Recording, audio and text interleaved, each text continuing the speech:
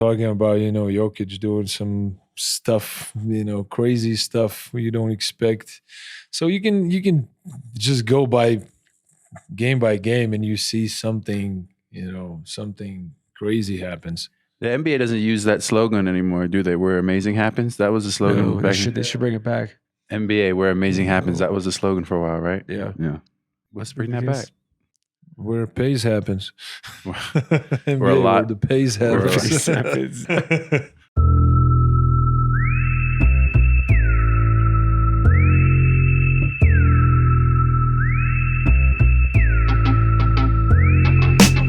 Welcome back to the Old Man of the Three. I'm your host, Cam Johnson, joined by co-host Tommy Alter.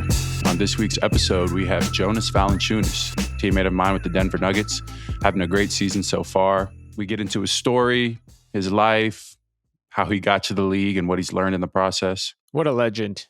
What a legend. Before we get going, though, we'd like to take a moment to recognize what's going on in our country, specifically in Minneapolis. First and foremost, our thoughts and prayers are with Renee Good, Alex Pretti, and their families and their friends, and just what appears to be just an utterly senseless acts of violence, where these two civilians just got shot. In the case of Alex Pretti, kind of just being in the mix of a protesting area, trying to help a woman, legally carrying his own gun, which was never drawn or anything like that. In fact, it seemed like it was taken from him. Like I said, our thoughts and prayers are with their families at this time and the whole city of Minneapolis. But this one, these situations, in today's day and age, we're exposed to a lot and things circulate very quickly.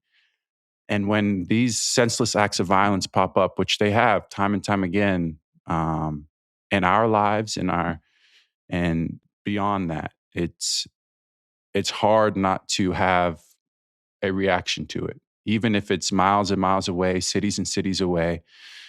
These people were friends, they were family members, they were parents, and to know that in such just a moment of what could be described as maybe a loss of control or an overreaction or however you want to put it, their lives were just taken from them. It's sad and it hurts. Tommy, do you have any thoughts on the matter? Yeah, I think that's very well said. I think watching everything Saturday, talking to some friends in Minneapolis, what it is to me, what everything that's been going on up there to me is un-American. The idea that both the First Amendment, the Second Amendment, the right to protest, the right to speak your mind without having to worry about basically faceless, people in uniforms with no identification or badges or anything like that, literally killing you. And I think that one of the things that I've been heartened by uh, over the last couple of days is how many people have been speaking out across the country. This is even this is an issue. People have talked about this the last few days. It sort of transcends actually ideological and political lines. It should be like they should not be sending people into American cities, who can do whatever they want with no recourse. Because if they do it in Minneapolis today, they'll do it in Denver tomorrow. They'll do it in New York the next day. There's no stopping them. Uh, there are no checks and balances. I think without getting into too many of the specifics, there's in particular, Stephen Miller and some of the people who are in charge of these operations, by putting in these quotas, they've ratcheted up the temperature of everything. They've ratcheted up the temperature of we need to go into these cities and pick out people no matter what and profile people no matter what and create sort of create acts of violence where there doesn't need to be acts of violence, where you could just have healthy disagreement.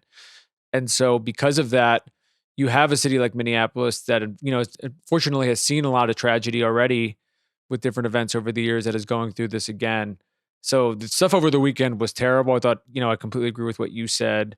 Thought it was really well said. I was glad, our friend and friend of the show, Tyrese, spoke up over the weekend as well. I think guys around the league have done a good job over the last few days once they sort of had time to process everything about speaking up. But I think it's important, like you said, we can't speak on everything. There's a lot going on. In certain cases, you don't have all the information.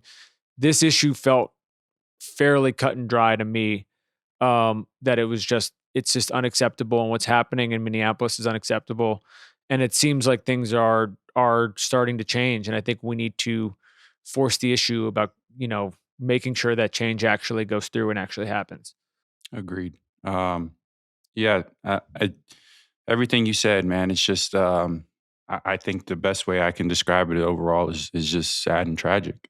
This JV episode is great, guys. I think you're really going to like it. This was just a thing. This was a thing we've been talking about a lot over the weekend. We felt like we had to address. Yeah. So without further ado, let's kick it over to JV.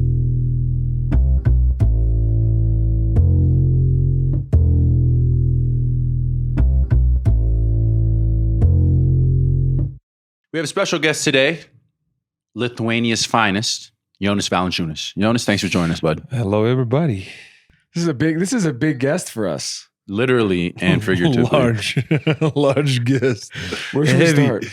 Let's start back home. Your roots playing, where you got the game from. Is it in your family, Lithuanian basketball culture? Take me through it. Wow.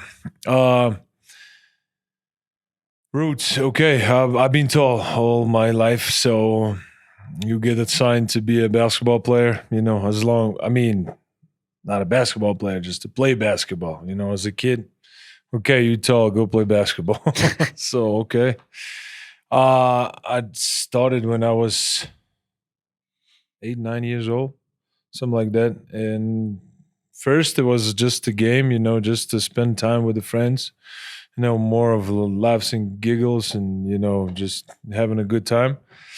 It turned out probably one of the biggest part of my life. So there you go. I'm here. At what point did you get together with the group that would end up being the Lithuanian team? Like the people you would end up playing FIBA with? Like at what age did you guys first sort of get grouped up? I think it was we were 15 years old. Yeah, first time we got it was under 15 championship, if I'm not mistaken. It's been a while, so yeah, that's the first time we played international basketball. As a Lithuanian team, under 15. I don't remember which tournament it was, but yeah, we spent whole summer, practicing and getting better, getting ready for the tournament. You started playing professionally at 16 for Perlas? Yes. Yeah, you did your homework. Yeah, huh? we had everything. to do a little. How long were you with Perlas? A year, I think. Yeah, 1 year, 1.5 years actually. Middle of second season with Perlas, I got called to the men's team because Perlas was just like a G League team for the main team. Bunch of young talent, just trying to make it, trying to get better. And then next year, year 2, I got called to Lietuvos Rytas. That was half through the season, I think. And that's a EuroLeague team? That's that time it was just they were done with the EuroLeague, I think. I don't remember, but that year I didn't play for EuroLeague. And then you played EuroLeague the next season. Next season, yeah, I had a half a season of EuroLeague. And then declared for the draft. So what was that decision like when you were debating? Was it a tough decision? Did you want to go back to EuroLeague? Were you just ready to go to the NBA? To be honest, I never thought about NBA. Like, okay, I'm playing for EuroLeague. I'm playing for one of the biggest club in hometown. I'm happy, I'm 16 years old. I'm getting paid. So I'm like, gosh, that's a dream. That's it. I don't need to go anywhere. I don't need to do anything. But, I got introduced with all the process, draft and scouts coming to scout me, to talk with me.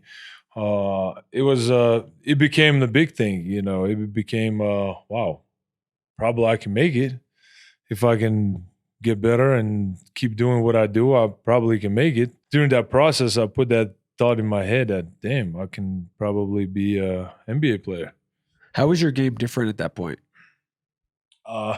Skinny guy running the floor, young, skinny, just hustle plays, not a lot of, skill set, just everything doing by the hustle, just hard playing. That's all. Lithuania has such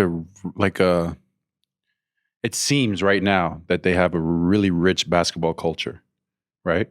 We played you guys in the World Cup. Their fans were just rocking. I remember that game. Like they take that, and you guys beat us. Yeah, you guys beat them good. You guys played, it's not even like you're a talented team for sure, but you guys played like really spirited basketball. Talk to me about the Lithuanian basketball culture, 92 Olympics all the way on through. Did that have an effect on you? Did that have an effect on the basketball culture growing up? Did you feel it in your town? I think all basketball community got affected by what happened 92.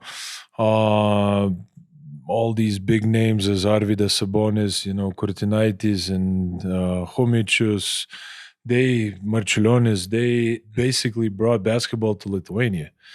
That was a really big kick where all the kids started to follow and became a second religion when, all this, political stuff where I don't want to be, get into that, but it was fighting the political stuff by the basketball, by the game. So it was meaningful, not just by the we do good in sports. No, it was just, putting the Lithuania on the map, saying that this is Lithuania.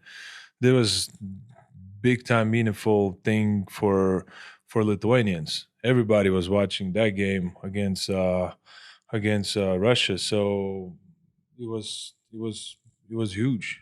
I didn't realize, we were talking about this before, I didn't realize until we were sort of reading up about this that the Grateful Dead funded the team going to the 92 Olympics. Yeah, that was it was tough with money. You gotta, it's not players don't get paid, but still you gotta have some kind of budget. You gotta still be able to dress. You gotta be able to put the shoes on and, and traveling, you gotta have a budget.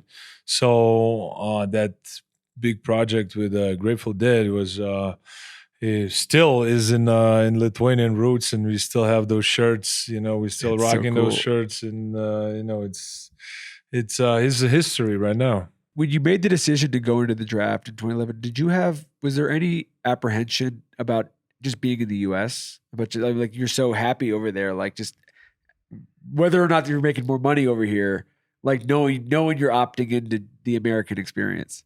It was very tough for me because I was not even speaking English properly.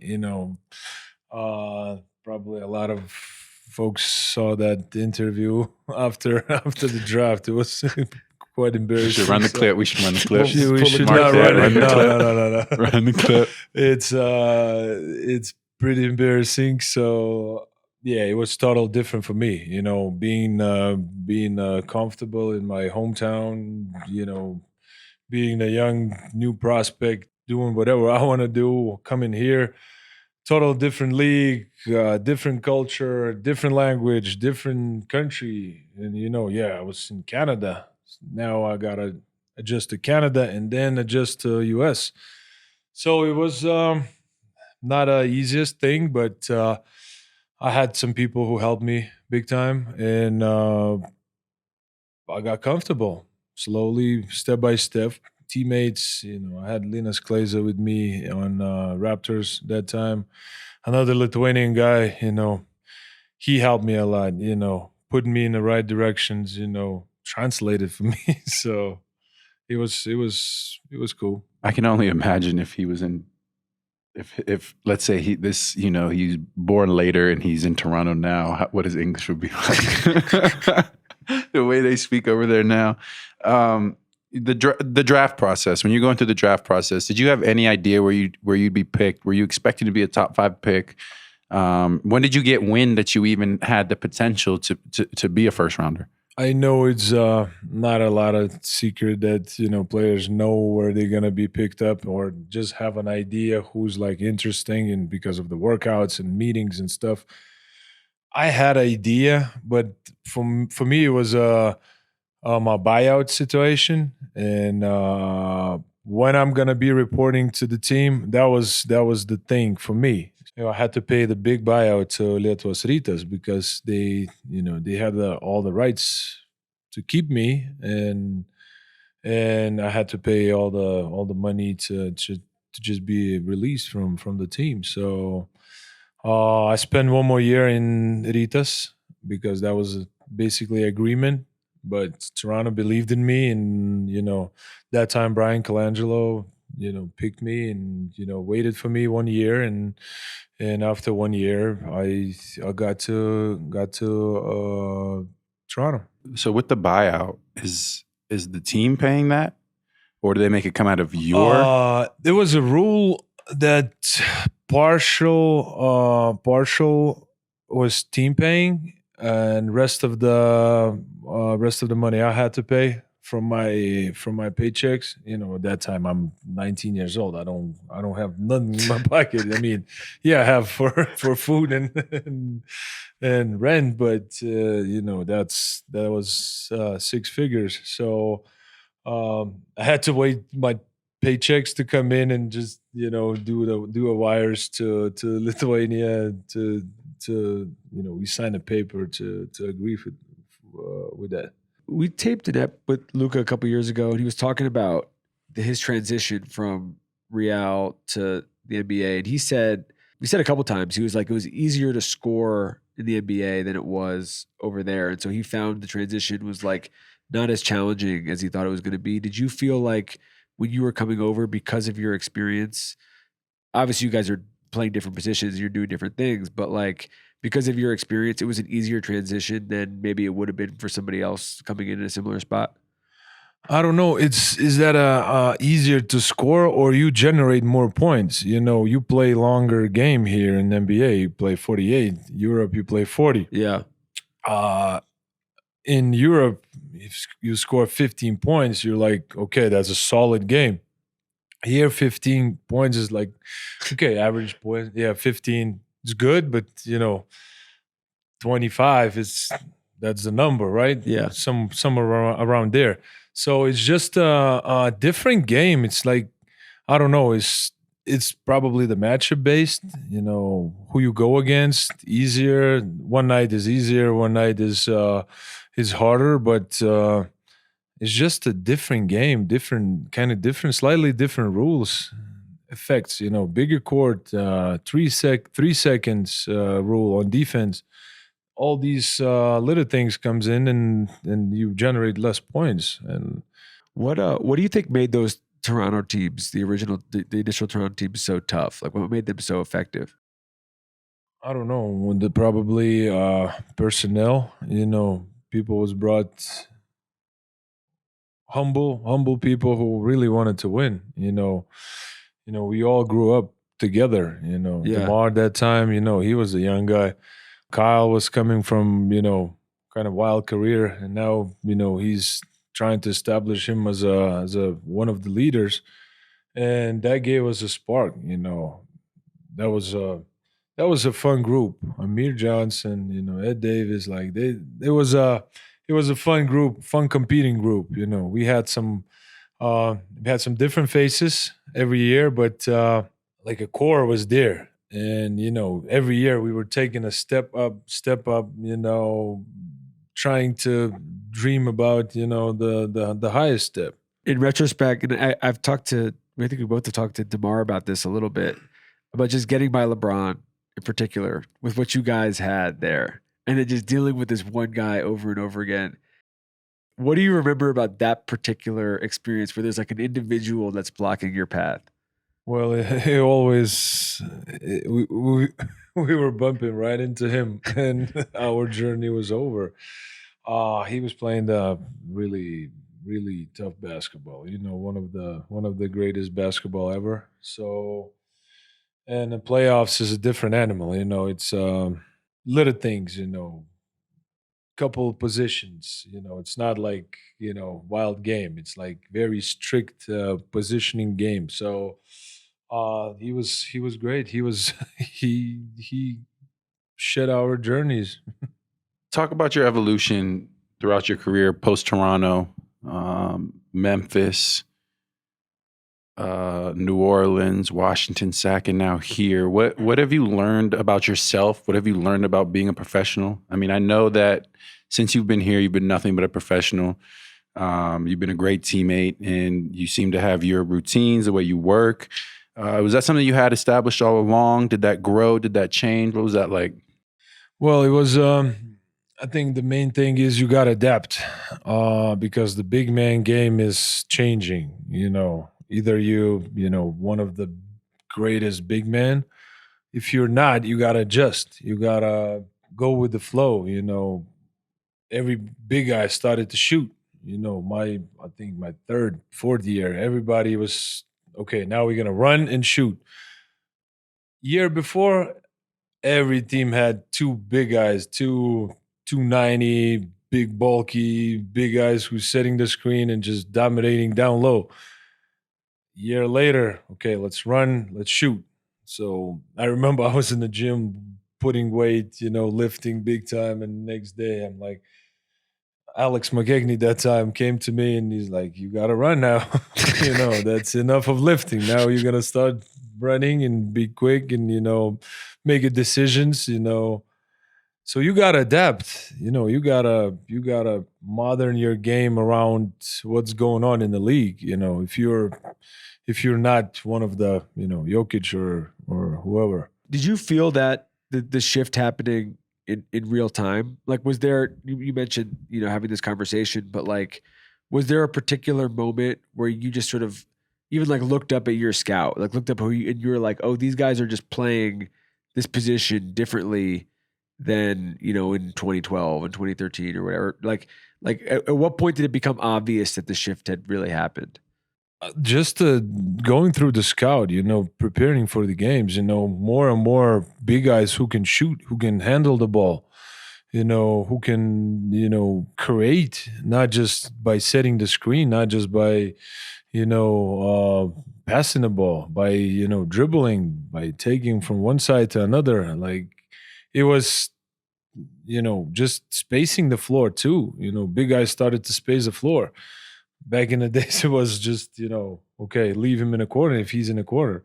Yeah. But now, you got to be, 5-out spacing became a thing. So when did you develop your pump fake? I don't know. Just I got one guy, I got another guy, and like, okay, that might work. By year 14, they started to be less reactive on my pump fake. So I got to come up with something new now. This like the ball is like a tennis ball in his hands when he does it. You know what I mean? It's just the slow, just probably that slow, slow head bob, methodic shot I have. And I just cut it right there when I have a ball up, and that's a pump fake. It looks like a shot, but I don't shoot it. I just keep it out there. So as long as it worked, I kept using it.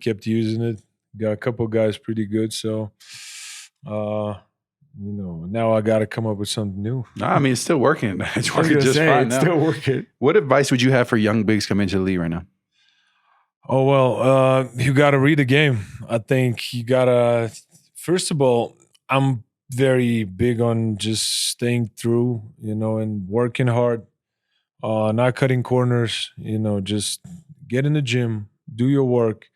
Don't find excuses, that's for not just the big guys, just for all of us, for all the players, just come in and do your part, not bitch around and, not trying to get soft or whatever. Just come in, do your work, take care of your body, then everything's going to be fine. Sometimes you have shitty nights, one after another.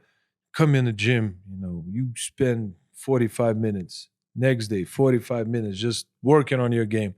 It's going to take care of you. It's going It's gonna be fine. Maybe not next game, but next game, it's you're gonna break it. We all have like ups and downs. So young bigs coming up, you just gotta be humble. You gotta be hungry for basketball. When did you first meet Nikola? NBA, yeah, that was NBA. Did you know right away just kind of what you were dealing with him? As a young guy, he was still getting his feet warm. I was like 3 years older than him, like 3, 4 probably. He always you can see by him playing, he has a talent, but that was just a raw talent. He was still getting better, still finding his ways and establishing his identity, what kind of big he's gonna be year by year. Didn't take him too long. There you go. He's what he is. So Are you big time. as his teammate now? Like we've talked about this a little bit. You played with all the great players in the world. Will he do certain things sometimes where even you will be kind of amazed? We have that on the bench, right, all the time. Sometimes it's just how, like stuff comes up from nowhere. It looks like, okay, just pass it out and go set a screen, and he creates the situations for the special like you shooter standing in a corner. Like he finds it, like some like Toronto, I think in Vancouver. Yeah. The pass he had throughout the baseline, Wrapped all the way around his body. The wrap around the two body defenders. throughout the baseline. I think with the left hand too. I mean, just that's it. That was dead play. Okay, just pass it out or do something. And he found the shooter right in the corner. It's basketball IQ, big time. So I don't know what to add. We're about a third of the way through the season at this point of taping. What have you seen with our team in Denver this year? What have you seen compared to teams that you've been on that have been successful, or compared to teams that haven't been? What do you think makes us special?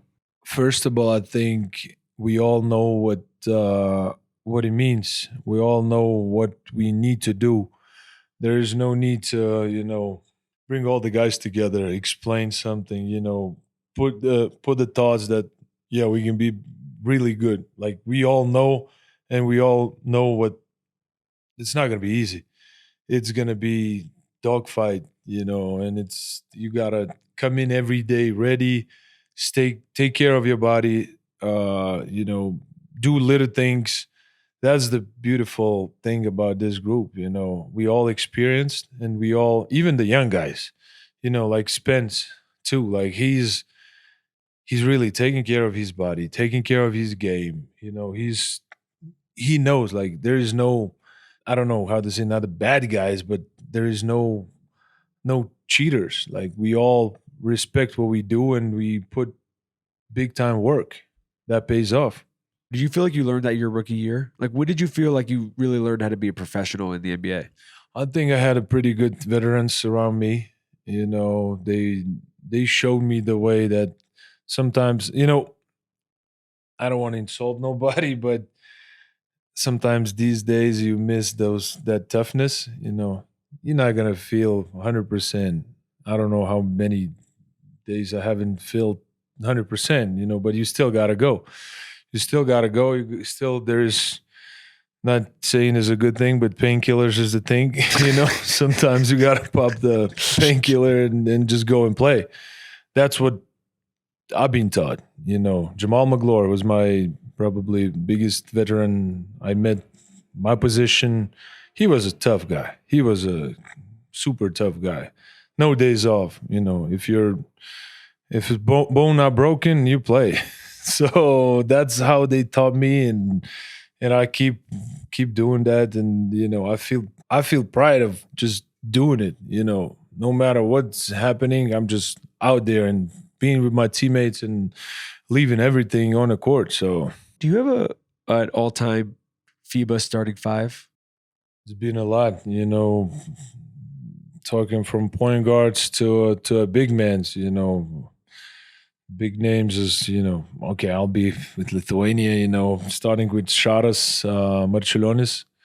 He was one of the most powerful, probably, point guards ever. All this, he played with a strength. Then Šarūnas coming, Jasikevičius, he was the god of passing and IQ plays. Then all these Tony Parker, Steve Nash, same thing, Canada. So you see a lot of good players overseas and and in international basketball, and just makes it happy to see a lot of young talent coming up too. Do you think the difference between FIBA and the NBA in terms of rules, defensive 3 seconds, 40-minute game, closer 3-point line, do you think that has a dramatic effect on the style of play? And I mean, I know the two styles of play are very different, but do you think that has like an effect on the individual players and how their games translate?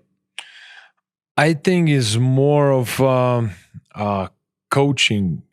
What kind of style coach has? Some coaches are like to play similar as here, like fastball. Some coaches likes to be playing position games, the positions. So it depends on a coach. Like you see the personnel, and also what you have on your roster. You're not gonna make no ISO players play ISO. You got to create some kind of structure, some kind of ball movement. Get some, I don't know how to say, like the little plays where you can get guys open.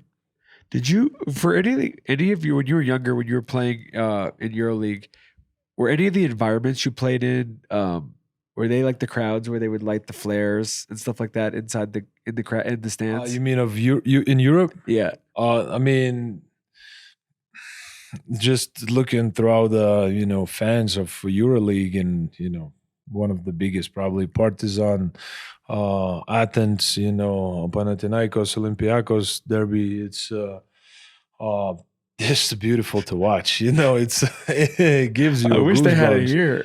Yeah, I was. It just feels like it's a different. Well, it's like a different idea in coming to a basketball game. Like I feel in the NBA and America in general, we've made it just an entertainment event. There's a lot of halftime shows. There's a lot of in-game entertainment. There's music played throughout the game. I don't know exactly what goes on in the EuroLeague and in the European FIBA game. But I do know from what I've seen and what I've been told that it's just more pure basketball. You know what I mean? There's not like arenas with the lounges and people are just there to hang out and chill, right? It's like you're there to watch basketball. Everybody's locked in. This means a lot to everybody. I mean, it's probably more brutal out there because some fans just come in to fight. They right before the game, they just roll the sleeves up and do their game, and then come back in the gym to the court and just support their. I mean, it's different. Here people come in to have a good time. They love basketball. They come here. They they support. Yeah, but in a different way. There, it's just brutal. Okay, we're gonna throw some coins, throw some lighters. Did you ever have one of those environments where you were like felt unsafe? Yeah, a little intimidated. We played Žalgiris, I think, my first year, and we got some coins and we got some lighters flying. It's not like not safe, but it's like during the game. Yeah, you don't want stuff getting thrown at you. Yeah, so that was the closest where you can get hurt. Yeah, you're not gonna get hurt from the coin if you're not gonna get in the eye. Right. But it was the closest one where like, oh shit, that's physical. that can be physical, not just fuck you or something. Who else in the league right now do you like watching? Like when you're just watching film or you're watching at night, like who do you enjoy to watch? On some good games, I don't pick opponents. Yeah, I've watched some Lithuanian guys, Matas Domas playing, now Jokic is coming up. So I watch Lithuanians, but just to some good games. Like I think like 2 nights ago, me and my kids just sat on the couch and watched the OKC Minnesota game. That was a good game. So just picking some good games to watch. Yeah. Enjoy basketball. Just also I got 2 kids, so I gotta talk to them a little bit about what's going on, analyze some plays, and some styles. So it's cool. I asked JV the other day because I've seen his kids around. He does a good job of bringing them around and showing them, and they're close in age, around the age of 10, and you can tell they love the game. You can tell they love the game. So I was asking him about his parenting strategy. The one had a game. I seen JV the day before. I seen him in the evening. He had a game in between. So I'm asking him about it and just about your parenting style as an NBA player. Like, how much pressure do your kids feel, or do you put on them, or anything like that? That's probably not a good thing, but I put a lot of pressure. And actually today they had both of them had a games. And How they do? Not the greatest weekend for Valanciunas family. Everybody involved, me involved. So, but I mean, this age is just about developing, about just spending time on a court. Just hooping. Just doing something. So. Coming back to the parenting, they sometimes they want to come back from the game with mama, not with me. So, all right. It's all right. It'll make them all the much better. But that's why we have two, one bad side and one the good side. Good cop, bad cop. Yeah. So my wife can, mama can say, "Oh, it's okay," and I'm coming up with all these, mistakes and what do you need to do better? Yeah, it's fine to see a good stuff, but I'm always trying to correct the bad stuff. So probably I gotta put more, confidence in them, but I want to correct them so they can, as a parent, I want them to be perfect. So that's why I'm still learning. You can tell they love the game though, and that's cool to see. Another thing, we've been talking on the show about just pace and the scoring of the NBA. I think today was maybe the highest scoring regulation game in NBA history between Chicago and Atlanta. I saw something. 152, 150. Wow. 152 to 150. I feel like Atlanta's always involved in these. And then with Chicago, the way they're playing it, it's always Atlanta for like the past Atlanta, 5 years. If there's a high scoring game, you're thinking it's Atlanta. Chicago has a fast pace. Yeah, super exactly. fast pace. Exactly. That's why I hate playing those teams. That's a good I hate playing those teams. But when you get them in the half court, though, they don't have an answer for that. Like they're not built to guard one-on-one in the post. But when they run, oh my God. You feel it. I feel it, especially here in Denver with the altitude. Yeah. Do you have a most amazing thing you've ever seen on a basketball court? It could be here, it could be in Europe, it could be just like a specific play that just sticks in your mind is like, I can't believe that happened. Gotta think now. Oh wow, that's a tough one. I can't think right now off the top of my head. I have to circle back. I gotta circle back because you've seen a lot. You've seen so much. You've seen a lot. That's what's so interesting. You just have seen so You've much. had some teammates that were some real high flyers, buzzer beaters. You weren't in Toronto when Jeremy Lamb hit that turnaround three, were you? No, that was right after you were gone. That's a couple weeks after. Weeks? I mean, probably months.